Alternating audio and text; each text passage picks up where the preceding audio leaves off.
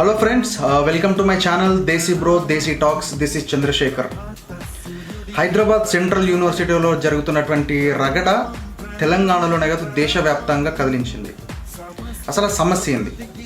1974 సంవత్సరంలో ఏర్పాటు చేసిన హైదరాబాద్ సెంట్రల్ యూనివర్సిటీ 2400 ఎకరాల భూమిని కేటాయించింది అప్పటి ప్రభుత్వం, మన ఇందిరాగాంధీ గారి ప్రభుత్వం.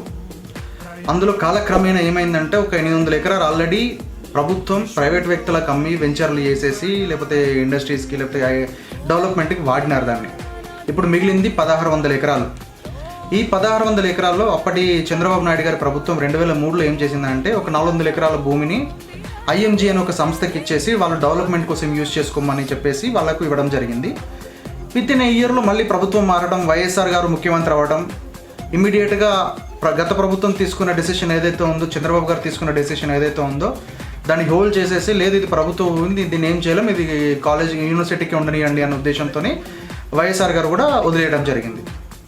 అప్పుడు IMG అనే సంస్థ ఏం చేసింది, సుప్రీంకోర్టు పోయి కేసు పెట్టింది. 2006లో కేసు వేస్తే అది ఇప్పుడు కేసు గురించి అంతా ఎంక్వైరీ చేసేసి సుప్రీంకోర్టు ఏం డిసైడ్ చేసిందనంటే ఇది ప్రభుత్వ భూమి, మీకు సంబంధించింది కాదని చెప్పడం జరిగింది. అది 2024లో తీర్పు వచ్చింది. అది అప్పుడు ఉమ్మడి ఆంధ్రప్రదేశ్, ఇప్పుడు తెలంగాణ. కాబట్టి ఇప్పుడు తెలంగాణ ప్రభుత్వం పైన ప్రభుత్వ భూమి కాబట్టి ప్రస్తుత ప్రభుత్వం ఏం చేస్తుందనంటే దీన్ని తెలంగాణ ఇండస్ట్రియల్ ఇన్ఫ్రాస్ట్రక్చర్ సెంటర్ వాళ్ళకి ఇచ్చేసి అక్కడ నాలెడ్జ్ సెంటర్లు, IT కంపెనీలు, IT హబ్ చేయాలని చెప్పేసి వాళ్ళు ప్లాన్ చేసినారు. బేసిక్గా అది అంత అడవి, మంచి నేచర్, మంచి ప్రకృతి. హైదరాబాద్ నడిబొడ్డులోనే ఉన్నటువంటి ప్రకృతి ఇచ్చినటువంటి సహజ సుందరమైనటువంటి ప్లేస్ అది. వన్యప్రాణులు కూడా చాలా వరకు ఉన్నాయి. మళ్ళీ ఒక విద్యా వ్యవస్థకు ఆనుకొని ఉంది ఆ ప్రభుత్వ భూమి. సో ఇక్కడ ఏం జరుగుతుంది అని అంటే, ఇక్కడ ప్రజలందరూ ఏమంటున్నారు అని అంటే ఒక ప్రకృతి పైన దండయాత్ర జరుగుతుంది, ప్రభుత్వం చేస్తుంది, వన్యప్రాణుల పైన దండయాత్ర జరుగుతుంది అని ప్రజలందరూ కూడా వాళ్ళ వాళ్ళ వాళ్ళ భావోద్వేగాలు చూపించుకోవడం జరుగుతూ ఉంది.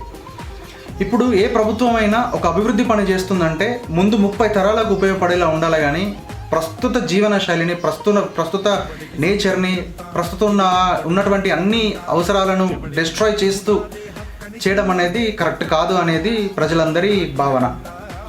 ఈ మధ్య కాలంలో చూసుకున్నట్టయితే ఈ ప్రభుత్వం, కొత్త ప్రభుత్వం వచ్చిన తర్వాత చాలా వరకు డెవలప్మెంట్ అనే పేరుతో కొన్ని చేంజెస్ చేసింది, కానీ అది ఎటువంటి డెవలప్మెంట్ ఏందనేది చాలా వరకు ప్రజలు కూడా అర్థం కావట్లేదు. కాకపోతే ఇవన్నీ గ్రహిస్తూ ఉన్నారు. చిన్న ఎగ్జాంపుల్ ఏంటంటే TSను TG చేయడం, అదేమన్నా అభివృద్ధి జరిగే పనా? లేదు అని అంటే ఇంకొకటి బాధాకరమైన విషయం ఏంటంటే తెలంగాణ తల్లి విగ్రహం మార్చడం, చాలా వరకు ప్రజల మనోభావాలు దెబ్బతిన్నాయి. అది అభివృద్ధి జరిగే పనా?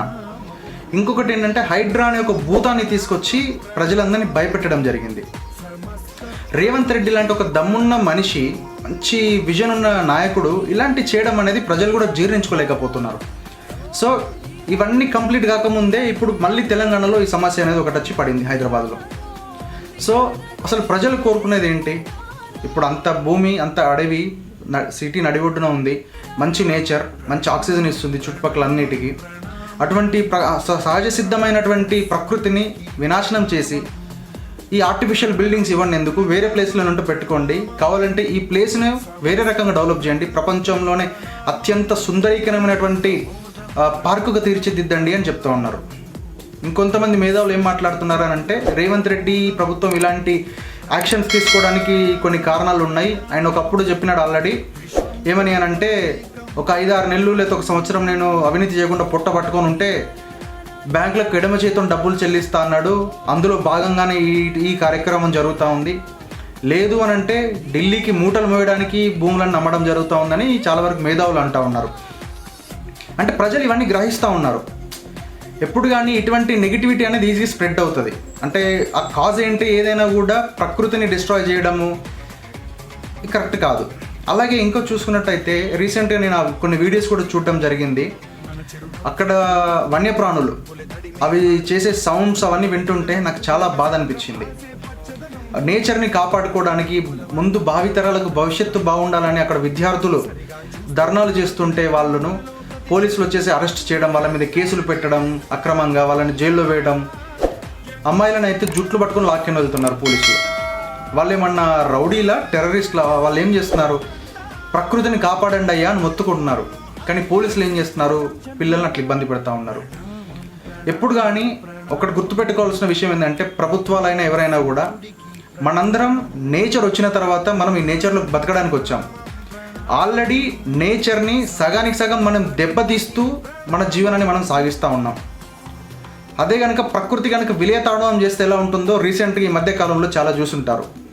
ఈ భూకంపాలు అయితేనేమి, ఈ తుఫాన్లు అయితేనేమి, ఏదైతేనేమి, ఒకవేళ ప్రకృతి కనుక విలయతాండవం చేస్తే మన అందరినీ పుట్టలో పెట్టుకొని వెళ్ళిపోతుంది. అందుకే ప్రకృతితోని ఎప్పుడు కానీ మనం గేమ్ ఆడొద్దు. ప్రకృతిని ఓకే మన కొన్ని తప్పదన్న విషయంలో కొన్ని చేసుకుంటూ పోతాం, కానీ అవసరం లేని కాడ చేయాల్సిన అవసరం ఏముందనేది ప్రజల యొక్క ప్రశ్న. ప్రభుత్వాలు అది గ్రహించాలి.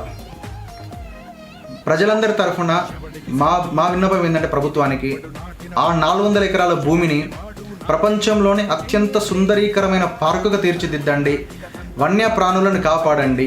అది ప్రభుత్వ బాధ్యత. అదే కామన్ మ్యాన్గా, ఒక సహజ మనుషులుగా మేమందరం ప్రభుత్వాన్ని వేడుకుంటున్నాము. దయచేసి ఇది చేయండి. Protect trees, save nature, save future. Thank you.